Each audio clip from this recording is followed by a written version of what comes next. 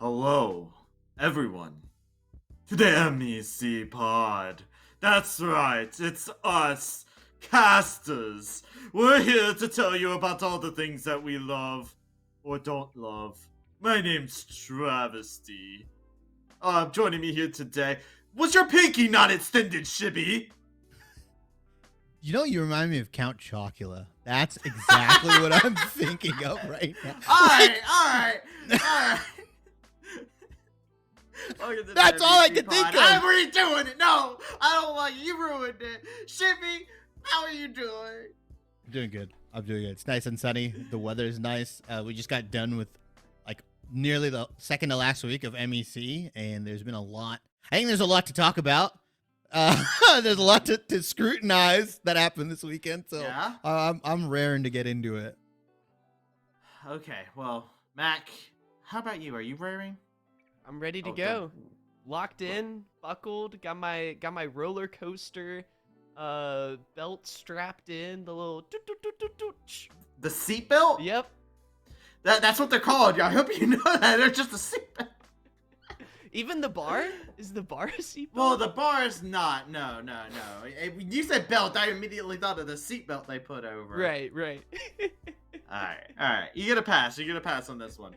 Before we get started talking about all the things MEC, I do want to give a shout out to our lovely sponsors here for the MEC pod. Is South Shore Convention and Visitors Authority.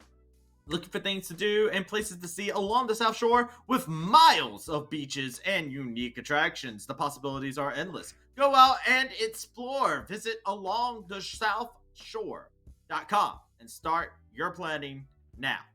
We also want to give a shout out to AVDG. AVDG is a leading nationwide commercial and residential smart system integrator, spanning from coast to coast just like Space Ghost.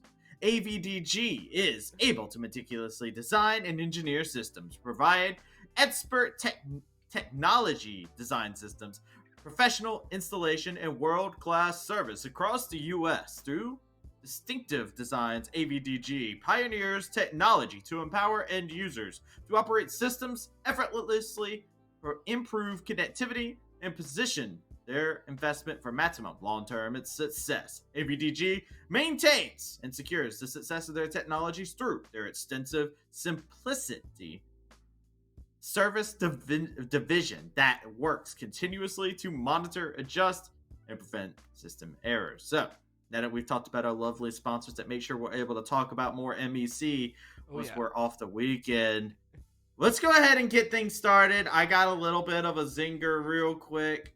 I know a couple of my co-casters here are a little bit fresh here. We're going to talk about our favorite collegiate experience here. And I do want to specify. Any collegiate experience you may have had, like if you played, coached, anything. I want to hear about it, right?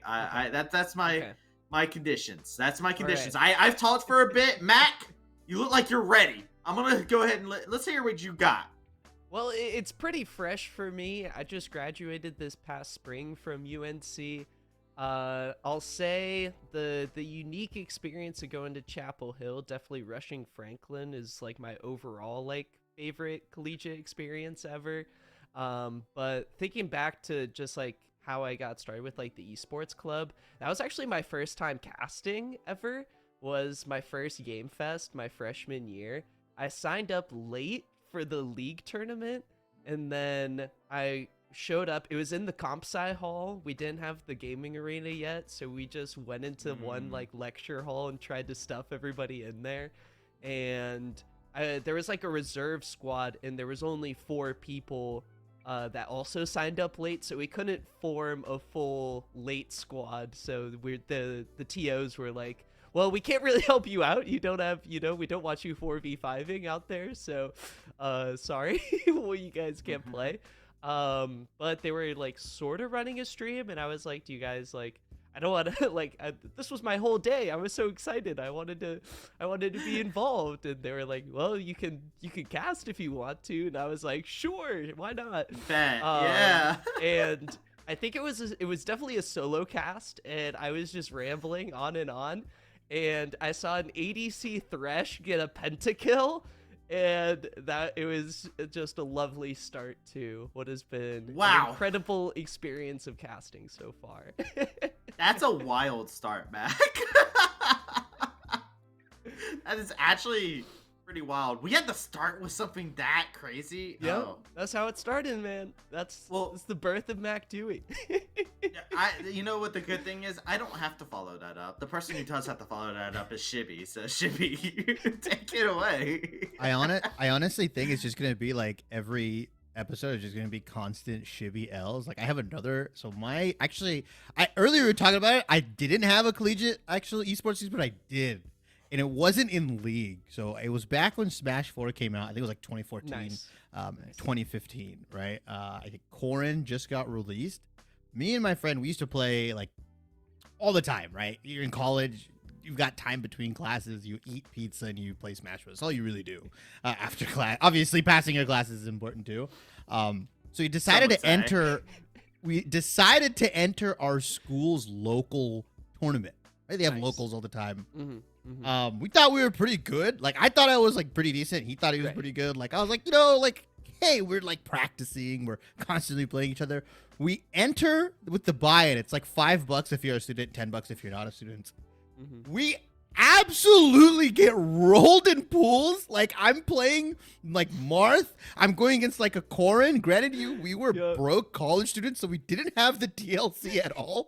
So we played against no DLC characters. This guy's just playing Corrin. I'm like, what is happening right now? Yeah. And we just get absolutely rolled. And that was my collegiate experience, drowning in pools in Smash 4 in like 2015. Yeah, straight the O2, no losers bracket. And we just ended up playing friendlies with a bunch of people. I mean, it was a cool experience because they had multiple setups. But like that was the biggest reality check I've ever had. Like, oh, we're pretty good. And then you realize when you play one person all the time, you just like don't learn anything, right? So yeah, this is true. That's just what it's like internal scrims, right? If you scrim the same team all the time, you can get like false data. Yeah. You get a little bit too comfortable because like there's just some variables that just don't exist anymore, right? Also, like, you get always used gonna be there doing the same thing. Yeah, but you also get used, like his tendencies, right? Like I knew you keep playing, right? Like, oh, he's gonna like up B, or he's gonna like he's gonna roll. Yeah, he's gonna roll, like or like you know what I mean? So it's like. And then you're like, wait, how come this guy didn't roll? Oh, wait, it's a completely different player. So that was a big reality check. Motivated me for sure. I definitely played a lot more and entered more often. I think a lot of players probably kind of have that check when they even enter in collegiate LoL. Like, oh, you're really good. What is it? Like big fish, small pond syndrome? And then you just enter and you're like, wow, everybody's like good. It's a whole wide world, right? Like a lot of these players that pop up in Collegiate too, like think about it, a lot of them come in here as like one tricks that are like grandmaster and stuff like that. We see that a lot. And then they're like, all right, yeah, I am a like a one trick at this one specific champion in this one specific role. All right, cool, you're gonna role swap. Like you're no longer a mid laner, you are now a support. Or you are no longer a mid laner, you're going to be our top laner because we need somebody to play top because we don't have anybody who's playing top that joined our team. So classic. It happens a lot in Collegiate. It happens a lot. Yeah. I think that like the fundamental idea behind that too is just like, well, if you can hit GM, Challenger, Masters on this role on this champion, ideally the logic is that hey, you can then transfer like the fundamental base level knowledge you have of League onto other champions and to kind of jumpstart you instead of just grinding by yourself. You have like coaches, you have other teammates, right? You have connections, and eventually it's kind of like a pseudo hyperbolic time chamber where like, yeah, this guy's like a grandmaster Sona one trick or whatever, right? Oh, now he's gonna go into jungle. But, yeah, I don't know. I just the first champion that came into my head. Right, he's a grandmaster support Sona one trick, but then he goes swaps jungle, and like obviously he's not gonna be amazing week 1, week 2, but then you just keep learning, and now he's like a killer on Kindred, Graves, etc. Yeah. Maybe not Kindred, but I get where you're coming from. Maokai right now, Maokai Sejuani. Maokai Sejuani is more likely. Right now. I for me personally, I've been casting Collegiate for a long time. obviously I have a lot of fond memories with like the MEC, and like I also have very fond memories of doing like co-streams of CeeLo. I've co-streamed all of the top eights. Usually, whenever I'm not casting and whatnot, I always end up getting the permissions to co-stream. So I've always enjoyed that as well. But my favorite experience, huh? Did you need approval beforehand? Yeah, you have to get approval beforehand. You have to get vetted. To co-stream. You just don't have to be on. You do have to be vetted. You have to be vetted. Yes. Do the people you bring on have to be vetted? You're sparking something in me. I know it's a genuine question. Yeah, you're sparking something on me. The answer's no. Oh, okay. I don't know, man. Everybody's got different requirements for co-casters, but I will say my very first time I worked a production for NC State. I covered the entirety of their run. This is back in the Wild West of CeeLo, where you started off your week 1 going against a silver team, and the goal was to speed run them. And it just still felt like bad. That for some teams, man. It is. It still happens, man. That still happens. It still happens, but like you get some stories of like Michigan, a team that got into top 8, for example, last year, right? This team is infamously like good. They're a little chaotic, but they're good. They tried to speed run and they ended up losing to a gold team because they got their feet tangled up against everything. Like that, it shouldn't have happened, but it did because they're trying to speed run these games because timers matter so much. And I covered all of NC State, single-handedly produced, and then I casted every single thing for NC State, going all the way up until top 8, and then I co-streamed from that point forward of the finals. But it was so cool actually getting to just like watch their run, especially because I was good friends with the players. I started off my career actually casting the players that were over at NC State, so it was really cool to actually see them transition to going head to head against Maryville. Of course, that didn't go the greatest, but it's still a fond memory in my heart nonetheless, just getting to see the boys get onto the stage and whatnot. So that's my moment. It's a little bit of a wholesome moment for just me getting to see my friends kind of get up there and just be like the mob that's cheering in the crowd, like, yeah, go get him! Woo! But it's important, man. People don't understand. Fans, like, there's a certain edge, bro. Like, I know most people don't believe in like home game edge or like home crowd edge, but I think there's some sort of like aura that kind of happens if you see like your parents, your girlfriend, like all the interviews we did, like all the guys that had girlfriends, they were like, you could see like how happy they were. Like, oh, my girlfriend surprised me. And they're like, their face lights up, the twinkle in their eyes. And I'm like, I see it. You know what I mean? I believe play a little harder. I think it was Coda actually last year who like proposed to his then girlfriend, who's now the fiance, live at an MEC event, which was, it's really cool when you get like different events like that. You can see the supports coming in and you can see that they definitely appreciate it. It's really cool to see stuff like that. Wholesomeness aside, we need to get done with this wholesome. I'm starting to feel mushy. I'm starting to feel gushy. I don't like it at all. I want to talk about something else. And I want to talk about the interviews that have happened here. Lads, you guys have had some completely different interviews than me. Yeah. I feel like. And I want to kind of pick y'all's brains as we're kind of going through, because I feel like a lot of people enjoy the interviews. Let's go with Shibby first. So let's pick your analytical brain here on what you found the most interesting interview. I think you're so right when you're like, we get different interviews. I feel me and Mac, majority of the interviews that we do are like very like watered down, like wholesome, I guess is the, I'm not gonna say watered down.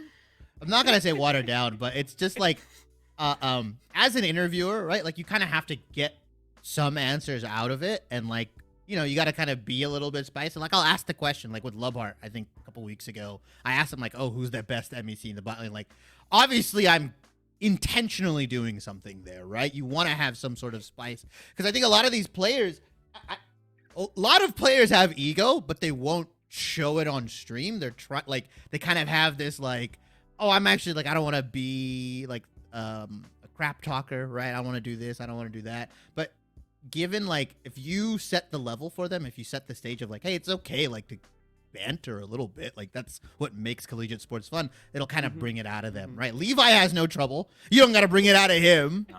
But like, you know, there are some players like Lubhar. I think there's some players, you know, like who Lone Force, who kind of just takes it on the chin when it comes to like trash talk. I think Lone Force has kind of been like, I mean, this is recency bias maybe, but I think he's been one of my favorite people to interview. I think he provides a lot of like, he kind of encapsulates the MEC experience, right? Because he's been playing for for long, and like you can see the energy radiate for him. And I think that little small documentary piece as well, kind of like really highlights like, hey, I think one of his quotes was like, "I'm not gonna remember the wins and losses. I'm gonna remember all like the moments I had with my teammates."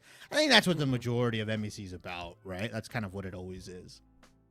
So I think wholesomeness wins over trash talk, but I mean, I love it when I see it. I'm all about banter. I watch football. I watch basketball. I've played. Yeah. I used to be a breakdancer. There's a lot of like trash talk happening all the time. So yeah, the Shibaroonie. I forgot about that, man. That's no, I haven't. I'm never gonna. That's deep lore. There's videos out there. If you find it, throw it up. Use it as a note to Hyper. Throw it up as like a break content piece of me like breakdancing battling. I legitimately, like, if I ever see Shibby IRL, I want him to walk up to me in like the tracksuit combo, and then like he just like does the thing where he rips his pants off and he's got like the dancing shorts underneath. He just breaks it down right there. Like that's what I dream my first experience meeting Shibby is gonna be. The style back then was windbreakers, like the soccer Adidas pants, and then you'd either wear Puma suedes or the Adidas Gazelles, right? Those were the two like prolific breakdancing shoes, the suedes or the Gazelles. I was on the suede side. It was pretty sick, but you know, obviously I don't know what fashion is nowadays for breakdancing. I'm so out of it. I'm like 100 pounds too heavy to do it now. Well, wholesomeness and breakdancing aside, Mac, I have to ask, is that the most important thing for you? Breakdancing? Wholesomeness? Wholesomeness is definitely close to the top of the list for me. I know for like a lot of the games, the way I sort of approach interviews, like we see what happens in the game, and I feel like a lot of the player perspective, I feel like it's tough to sometimes probe for nuance with like what happens in the game.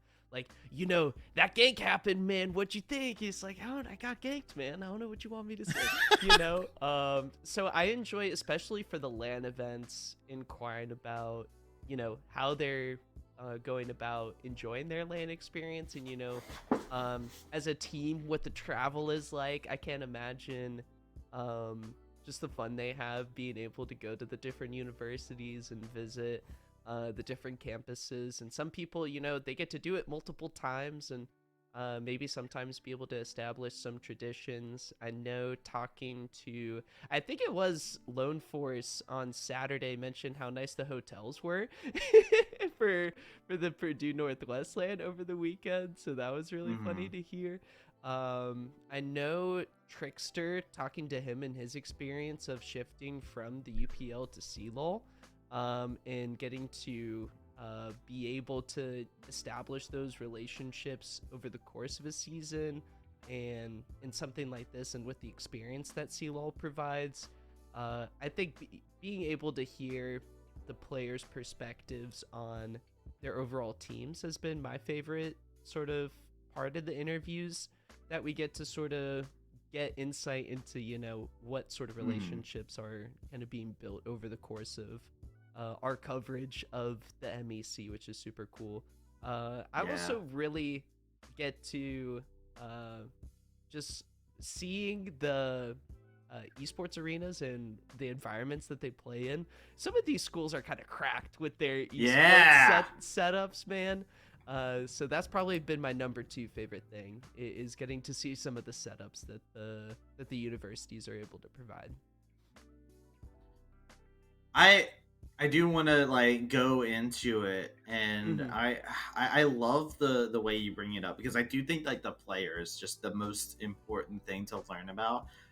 When I first started interviewing some Travi lore coming up, a friend of mine back then was this lady named Kelsey, and she actually went to go work with Travis Gafford for a bit of time. So she actually went in and did some interviews and stuff like that. And I'm very supportive of my friends. Like every time I see somebody, like either a friend or somebody I taught cast, and our friendship was based off of the fact that like she worked with me during Compete League days, and I was like the person that was trying to give her like advice and feedback and trying to help her like learn different tricks as a caster. Yeah. And so she went on, got this interviewing gig with Travis Gafford. I don't know exactly what her position entailed, but I know she was doing interviews at LCS. And I messaged her. I was like, wow, I don't know how I would be able to handle that, because it seems like such an intense thing getting to like talk to somebody. But she just like broke it down to me. It's just like, bro, you're just trying to get to know somebody. That's all it is. Like, get all that stuff out of your head. And I think that's the most important thing. That's what I go into every interview with, is I want to get to know that person. So I usually go in there with stupid questions that I have that I'm going to throw at them to catch them off guard, different things that I've caught on to. Maybe I'll ask them about War Turtle. Maybe I'll ask them about That's what I was thinking about. Yeah. Like, that's usually like my go-tos, you know? But I like to talk to people about a lot of things. I like to get my people riled up, too. Which is evident by a lot of my interviews. I get very chaotic very fast. But I personally just love like getting the players out of their shell a bit, and I think both of you have like hit it right on the nail. Even though you've had different ways of explaining it, it's always about the players and really getting to kind of tell their story and letting them kind of showcase a little bit about themselves on broadcast, because all we get to see is them when they're playing, you know, right? Yeah. We don't get to see this personality that gets to come out, and then they get into an interview, and who knows, maybe you're like Coda and you drop a curse word every 2 seconds, you know, and then he has to stop and look over at production like, sorry. I'll take the fines, you know, just send it to the uni, you know where to find me. Yeah, I'm gonna say this. Collegiate League players are getting more and more stacked year by year. Oh yeah.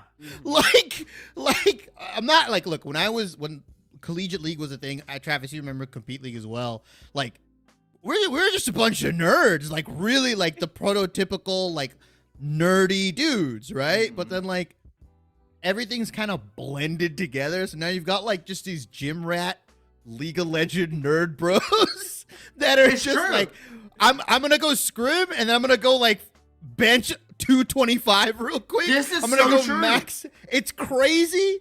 Like when you put a face behind this dude and it's like, this guy's like actually like, what? He's like really handsome. Like, what the hell? This guy's the Tumblr, right? Like, I didn't care about myself when I was in college. Like, I was a mess.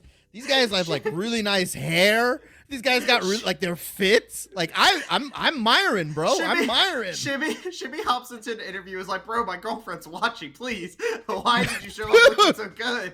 Like, stop it. No, it's crazy. It's crazy, right? Like, it's crazy. Like, Lone Forest. I'm just gonna drop some Lone Forest, a Silac, like everybody, right? Everybody's just like handsome / jacked, and I'm like, all right, well, whatever, dude. Like, I remember actually, like, they did an interview with like the cosplayers that were at the most recent LAN, and one of them was just like, yeah, Lone Force, like you just said, like, might be sliding in those DMs. He kind of cute. Can't contest it, you know? Like, I know that's like the girlfriend and whatnot, but it's still just like, yo, it's such a true thing though. Like, everybody kind of looks over and they're like, yo, these dudes that are coming out here, they can bench. And we also got like pro players coming in and stuff like that have kind of like gone back in the CeeLo. Wild. It used to be like 2 collegiate teams were the main 2 collegiate teams, and everybody else was fighting for third. Now it's gotten to a point where it feels like when we go into top 32, those upsets are much more plausible, right? Like, you get instances where Peach Belt in the last CeeLo in 2022 in their playoffs, they made their big run. Peach Belt used to be the punching bag of the East. Like, people in East Conference used to make jokes of like, yeah, we got Peach Belt today, boys. And then Converse showed up and beat everybody. We got the scary Jerry popping off, who's now at Maryville. Yep. But it's cool. I love how CeeLo's grown. Guys, I had a transition in plan. I'm glad that we got to talk about this. Shibby changed my transition of Coda flaming to me flaming you guys for this abomination that I found. I found out about this. Mac And I looked is at just it. flabbergasted. He's like, me? What? Look, can we pull up this tier list that popped up of the bot lane? I need to talk to you all about this. This is an intervention. What is this? Explain yourself, gentlemen. Okay.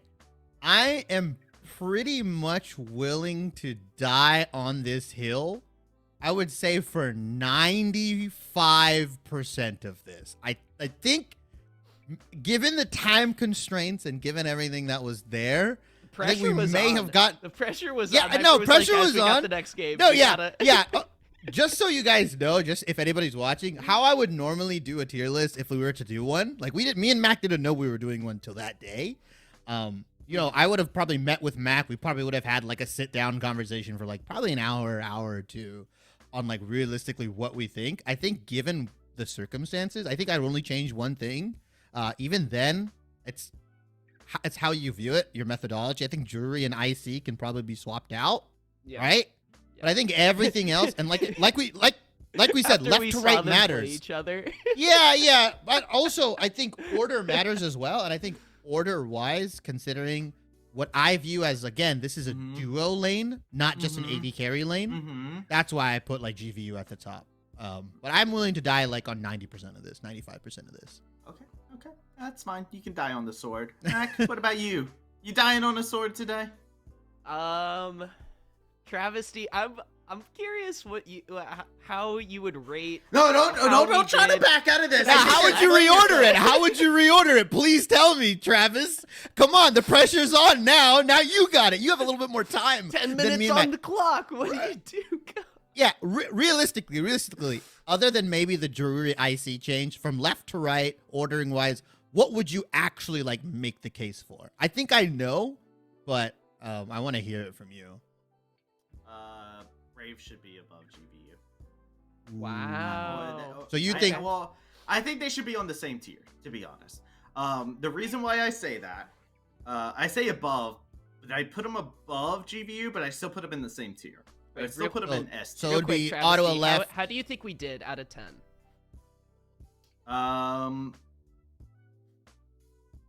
What would you rate us?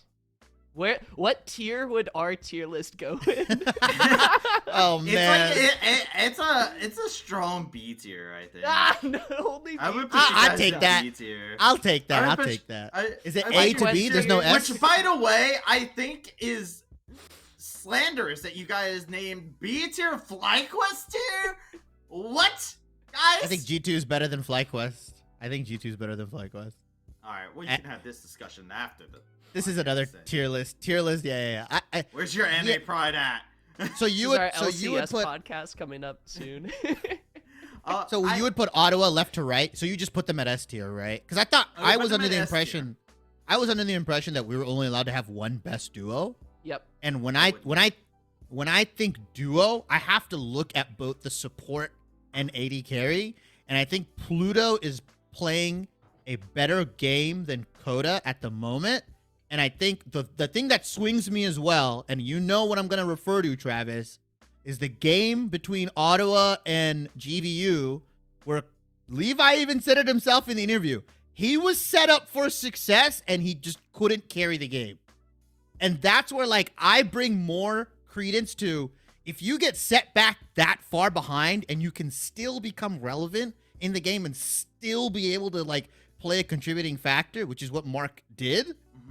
Sure. Like, you get resources diverted to you, and you still Oh my can't God, show Travis up. Literally got a sword.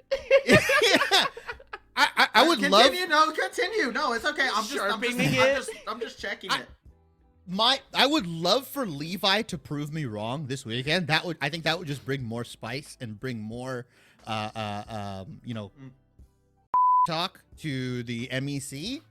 But Levi acknowledged it himself. He was really far ahead and they just couldn't close it out. So that's where I think I put Pluto and Mark above Coda and Levi. Just it's that series that really, like, at the end of the day, they're both curb stomping every other team, but the head to head, they just kind of lost it. So that's my reasoning.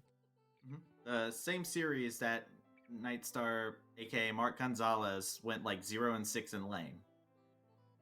Do you see what was happening to him though?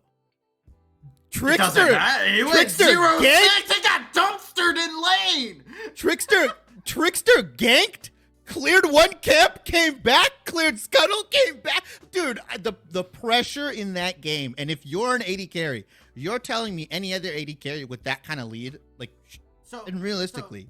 I got you on this. This is where my argument comes in. I put them above because but I put them in the same tier because of one reason and one reason only.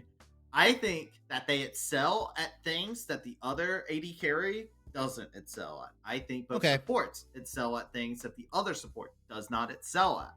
I think in terms of champion flexibility, we do see Coda excel highly in that. We also see Levi, who excels really good at laning phase. These two are really good at laning together. I think Pluto's really good when they're on champions, when they're able to focus on engaging. And I think Mark Gonzalez is really good at team fighting. Yeah. I think they are both S tiers in that route. Okay. When you look at them in the comparison to their competition, and then they are lacking a little bit in the other areas. If you talk, I feel like if you run back those games, we're going to get our run back coming up in this series this weekend. We get that run back. We do have a tiebreaker moment coming up. Yeah. But it is definitely something that I feel like, even though it was a 2-0, I was not convinced that either bot lane was vastly superior. But I do think that they should be in the same tier. I do think they deserve to both be in the S tier. Yeah. Yeah. I would say that if we didn't have to pick a best duo at number 1, I definitely forced you to do a best duo. Just our hands one. were tied, man. Well, I just saw the thing. I just saw the thing. You can only have one best duo. Sorry, in my opinion. I did it. I think that's kind of where me and Travis swap, right? You would put Ottawa left, and GBU would be right. Yeah. I kind of want to hear. I kind of want to hear Mac. Like, do you have anything different? Like, other than Mac maybe ran the top away two? from the topic. Mac ran away from the topic. Yeah. What you got, Mac? Can I still deflect? I think I'm out of deflections, and I don't think I can parry this. Your one. shield broken. Your shield broken, dog. I'm just stunned up here.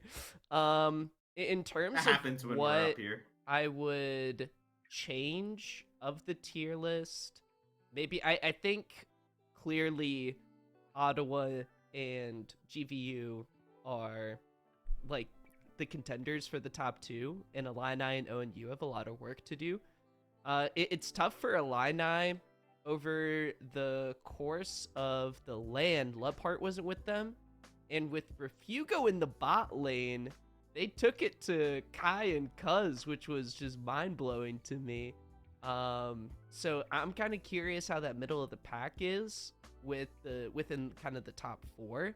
So to Travesty's point, I would move Ottawa up very easily to GVU sort of S tier, and then have Illini above ONU in that sort of A tier.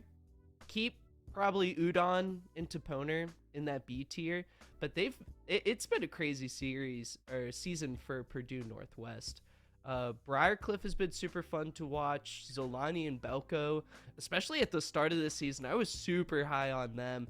I remember Belko on the Rakan, just beautiful engages, coordinating with maces. Like that one game we watched Chibi at the start of the season just blew me away with sort of the action that we were seeing.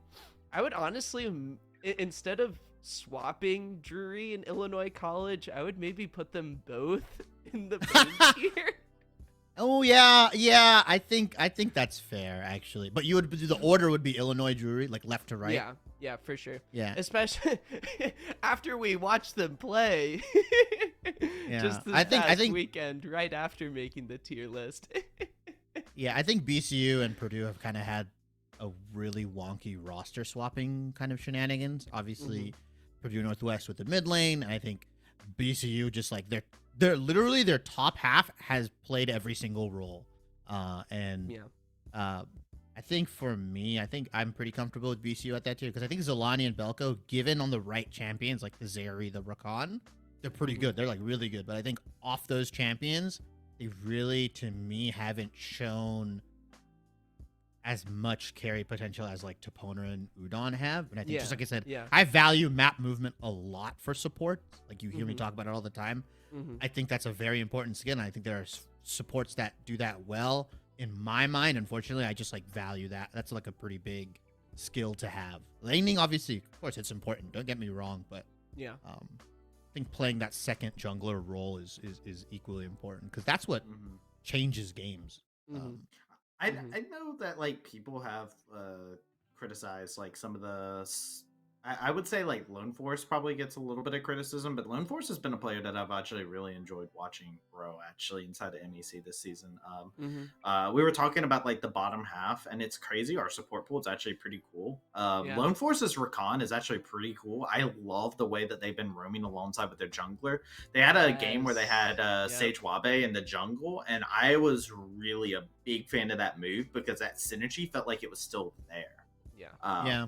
So I would love to see more teams like pulling experiments like that. It sucks that it's getting closer to the end of the season. I wish it was like double the amount of time, to be honest, just that way I could keep watching. Quadruple round robin. I know, but it's like, man, we got players graduating too, which is crazy. Like I know Drury Panthers, I think their entire roster besides their support, Fat Cat is graduating this year, which is like, Fat Cat. And the whole the Twitter team post. is leaving you. It was like, please, some people come help me out. yeah, like Fat Cat's got there's gonna be a whole team rebuild there. I think Toponer's a senior as well.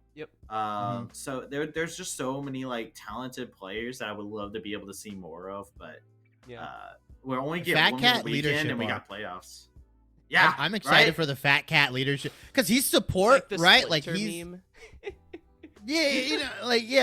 I think he's gonna just like where everybody leaves. You got me. I am actually so excited. Assuming Fat Cat continues to play for Drury, I think he's very primed to become like a very vocal leader for that new squad. And I think that like it's a lot of pressure, but the following season will really hinge on how he kind of evolves as a leader. It's not just going to be up to him. There's probably going to be one other player that's like very vocal that they recruit. Yes. Assuming, right? But he's going to be doing all the major like Baron, bot lane, dragon stuff, all the more micro stuff like, hey, we can gank this lane. I can set this up. I think that'll be maybe the jungler or even maybe top lane. But I'm very, very excited because I think Fat Cat is like a super strong personality. I think I've gotten to talk to him on Twitter or like DMing, like getting a lot of insight on the team. I think he is perfectly primed to kind of take that position in Drury, and I think it's going to be really cool to kind of watch his evolution. I saw your cat sneak by the way, Travis. Yeah. Two points I want to add real quick. Travesty, I really liked your point about Koda's champion pool. Because I think for the start of the season, it was a unique champion every single game. And we did not see like the same champion twice. And it should be talking about Briarcliff's sort of struggle with that bot lane flexibility. I feel like, I don't know if you guys remember from back in the day with like the bot lane Triforce of lanes when it was like poke versus sustain versus like burst or like engage. And that Porky sort Graves of Ezreal. dynamic, I feel like is really important, especially like when it's going to come to playoffs when teams, we heard from the players throughout the interviews that a lot of the playoff success will come down to prep and draft planning and stuff like that. So I think that flexibility for someone like Coda and for some of these top players in the division is something that's not only really fun to watch, but something I have a crazy amount of respect for, that they could just whip out so many champions and play them all at a high level. And then I wanted to talk about Cuz. I noticed, especially this past weekend,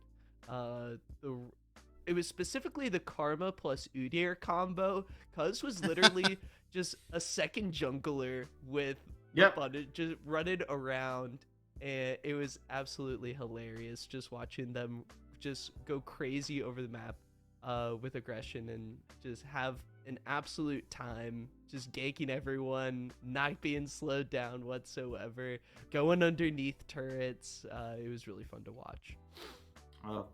All the seeding is basically taken care of. It's Yep. definitely something that we have to talk about. I say basically all, but there's still the first seed to find out who will take home the first seed. We got a rematch this weekend. GVU, Ottawa Braves. Gentlemen, Oh, we can snap. see here in the standings.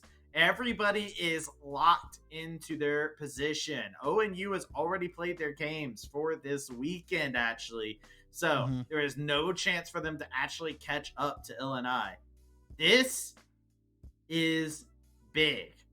Look at it. GVU, Ottawa Braves. Final weekend. First place up for grabs. Who do you guys got here? Who are you guys favoring in the rematch here? I'm gonna start with Matt because Matt keeps running away from the topics when I send them to him. Why are you asking me questions, man? What am I? No. It's because you keep running away, okay? I'll chase you. All right, Travesty's gonna find me no matter where I go. I get that. I hope for this series, my biggest thought is that I hope we get 3 games instead of just 2. Yes. Yes. Because it was the closest 2-0, I think, of the entire season out of any of these series. Both, I think, almost 40 minutes. Both just so fun to watch. I was tuning in between. I think it was on Super Bowl Sunday, and I was still watching these two teams go toe-to-toe. Trickster was someone I got to cast a whole lot during the UPL. Just this past sort of, I don't know, I guess it's fall, but December doesn't really feel like fall to me, so it doesn't really feel like. But it's winter. It's I don't the know. fall, It's, the fall/winter season of UPL, the last one. Trickster has clearly changed this team's trajectory and really made an impact. And I think Trickster was on Lee Sin in the last series against GVU, I think. I remember seeing some Trickster Lee Sin action. Yep. I don't know if it was against GVU or not. Yep. Oh, heck yeah. Look at my max memory on point. Heck yeah. That makes me happy. So I'm looking for him to step up in this series and come back and really show us what he's got for that. Because I know earlier on in the podcast, we were talking about potential MVPs of the series, wanting to give those sort of accolades away. And I feel like for the players, it's something that it is really potentially special to sort of cap off a season and be like, yeah, you know what? That MEC 2023 season, the casters in the community, they voted me MVP, and that was really cool. So I think this matchup in particular has MVP battle weight on it, and I'm really looking forward to see who sort of rises to the occasion. And I think Trickster's one of those players who can definitely do so. With how many jungle champions he's been playing across this season, I'm curious what Ottawa's exactly going to cook up to sort of play into GVU. Shibby was talking about how heavily he was ganking bot lane. I wonder if that's going to be their game plan going into it once again, try to set up Levi for success once more. I remember seeing Pranks Jax just kind of take over the game, so I wonder, how much of, oh my gosh, my Apple Watch is starting to freaking go off their series listening to the podcast. They want to know what's going on. Big fan. Siri's a big fan. But I wonder how well Trickster is going to be able to sort of snowball what has been for Ottawa pretty much consistently throughout the season, a very strong early game. Are they going to be able to find that early game success once more and sort of keep the snowball rolling throughout the mid and early game? I think that's sort of what is biggest on my mind headed into the series. Well, Max somehow managed to avoid the question, so I'm going to bring it back. Who What? do Yeah, you thank actually you. have He ran away taking from the it? question Travis, again. Every time. hold, I got you. Who are you taking? Oh, wow. Okay, do I okay. He doesn't even know he's deflecting anymore. I'm getting gaslit. I'm literally getting gaslit right now. I'll go Ottawa 2-1. Oh, okay. Okay. I guess now it's my turn. It Right? is your turn, yes. Yeah, Shibby, how's that? How's that running away now? Just fucking skedaddle. Jimmy's I over here think- breakdancing, Miller waiting for his moment.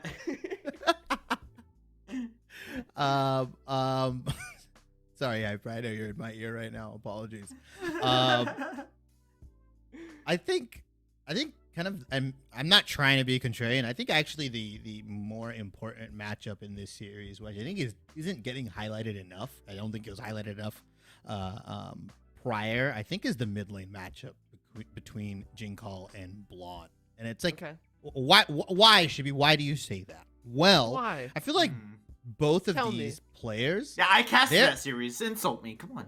No. I'm not saying it wasn't brought up during the series. I'm just saying, like, you look at both of these guys' champion pools and kind of how they flex around for their team.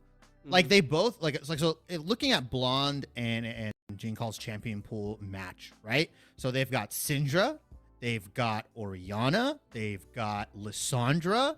They both play one of the Wind Brothers, right? They both play like all these control mages, but also like they have their own unique picks, right? I think one of the highlight games for me was watching Blonde on that Zoe Varus composition, right? And also GVU play a very similar composition, except this time it's Prank on Jace, but the Varus is still there. So they both have their own kind of, I'm going to say, twist on the poke composition. Own Like I said, they're recipe? all, yeah, they have their own recipe, right? GVU also runs like the Yasuo Gragas, but then Ottawa as well, they also play Yasuo Gragas, right? They also have the Yone ready to be available with the Lee Sin. Like, they play something a little bit more 2v2 aggressive.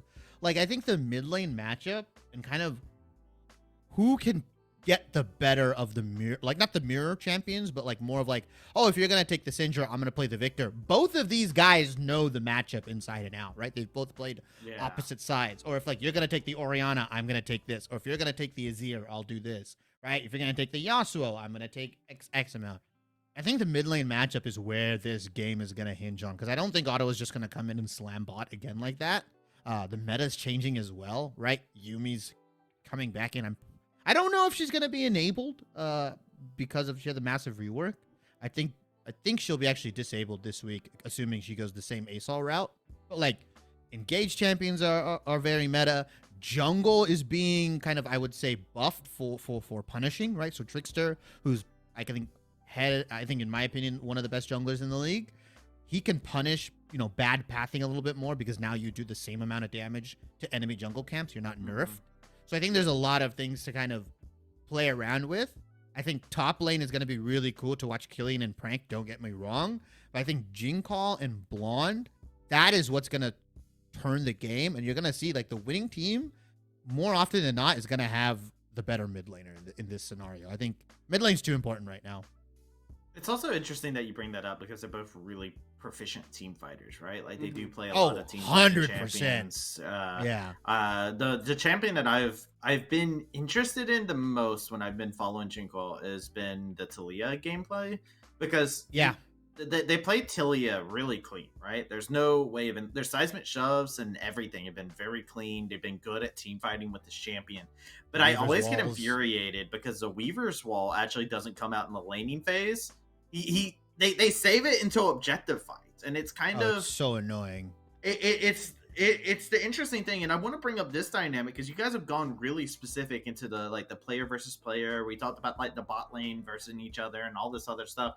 I want to talk about stylistically how these two teams match up together. Ottawa Braves is a team that is really down to like get up in your face and do some chaotic things. They usually pick like a scaling like control mage mid laner or something like that. But Trickster is hella aggressive and is really good at being able to do that. And to your point about the mid lane, we do see that control style, but we don't get to see a lot of activity from GVU in the early parts of the game. And I think that's a big weakness that they do have to deal with. While on the other side, a big weakness that Braves have that they have to deal with is the fact that they are a little bit too loosey-goosey. They get a lead and they will run it down. They choke when it comes down to a pivotal moment because they get a little bit too, they feel themselves too much, right? This team gets cocky. There's a difference between cocky and confidence, and they definitely know that they are cocky when it comes down to it. Or at least I hope they know. You can tell it in their interviews when they pick up wins. They're very happy. They're very energetic. But even then, you saw it inside the last time these guys fought. Braves had a lead they had no business losing. They should not have lost with the lead that they generated for themselves. It was based off of GVU doing some heroic things. But yet again, it goes back to the strengths and weaknesses of these two teams are so different from one another. And I think that's what makes this matchup even more fun to watch because of the fact that where Braves are at their weakest, Grandview is at their strongest. With Grandview is at their weakest, Braves are at their strongest. And we do see that clash with each other throughout. We had 2 40-minute games, as you gentlemen had talked about. Mm-hmm. I just, it's a very hard thing to be able to figure out like exactly who is going to be able to come out on top because of the fact their styles clash so heavily. Mm-hmm. Shibby, you didn't tell me who you think is going to come out on top inside the series. Yeah, what the heck, GVU. man? 2-0. GVU 2-0. 2-0. I don't believe in 2-1s. It's 2-0 GVU. I do like Lately, that. someone hasn't watched enough CLOL. I mean, I think you had a lot of plausibility though to back up your claims based off of what I just said, right? Like if you look at the other series, right? Do you have confidence in Braves in their team fighting late game? Is like a big question you do have to ask, and I think it's hard to have a hard yes to that. It's honestly it's gonna be up to which team brings like the best composition, right? Like how do they match up? How do they kind of divvy up the responsibilities? Because they both play poke, they both play hard engage, they both play scaling. Like they have all these different compositions and champions they can kind of come out with in the woodworks. Mm-hmm. And I'm gonna see what they bring new to the table, right? Because of some of the changes that are happening. I think Trickster benefits a lot from the jungle changes, but I also think Pluto probably benefits a lot from the support hard engage changes because he is most of the time either primary or follow-up engage every single time. And I just think his eye for the engage is really, really good. Whereas, like you said, Ottawa doesn't see a fight they don't want to take. Yeah, for me, what I've been thinking about this topic and who I would pick, I am going back and forth between the fact that you said the compositions matter. I say, heck, the composition. It doesn't matter what the composition has to do. It just matters who is going to make the stupid move in the late game, or who's going to bleed out profusely in the early game, right? Like that becomes the question. And can you recover from that? Grandview has shown that, but that's such a hard situation to get into and to get out of. I know you said you don't believe in 2-1s. I am going for a 2-1 here. Who's going to win, Travesty? Tell us. I think I know. From what I've been watching, I go Grandview, actually. Oh, I thought you were going to say Ottawa. I really thought you were going to say Ottawa 2-1. I think Ottawa across the table in the jungle, and bot lane, they are stronger. Because I think Nightstar is a fantastic carry player. They're really great at team fighting. Their team fighting positioning is unmatched. Actually, just like go back and watch the VODs, and like this person's like gale forcing over walls as Sivir in the midst of a team fight to like position themselves perfectly to ricochet their blades. Their positioning is picture perfect. But I do value aggression. I value getting ahead early on. I value knowing when to call your jungler down and how to punish quite a bit. So they get the edge there, and that also gives an edge in the jungle. I think Castle's a great facilitator. He's the glue that keeps this team winning. I did come into the mid-season with Castle as my MVP for the entire MEC season. So right now, he's still a front runner for that MVP in my heart right now. But I still think hit list. I think Tritzer's a hella good carry player. Prank has the advantage top lane. And I do think Blonde has the advantage against Jinquil in most things except for team fighting. I think Jinquil excels as Blonde in team fighting. So, I'm actually putting my basis on the fact that I think Ottawa Braves are really good mechanically, but they do something stupid in the mid game. They have to prove you wrong, essentially. They have to prove me wrong. They haven't proved me wrong yet. Like, every series I've watched, they've had so many games that should have been easy 20-minute closes, and then it extends for another 10 minutes because they decide to run it down in the Nexus. Yep. Like they haven't shown me that they fix this problem. So if they fix this problem, cool. I'm cool with saying, like, I guess the team I think is mechanically just really good is going to come out on top.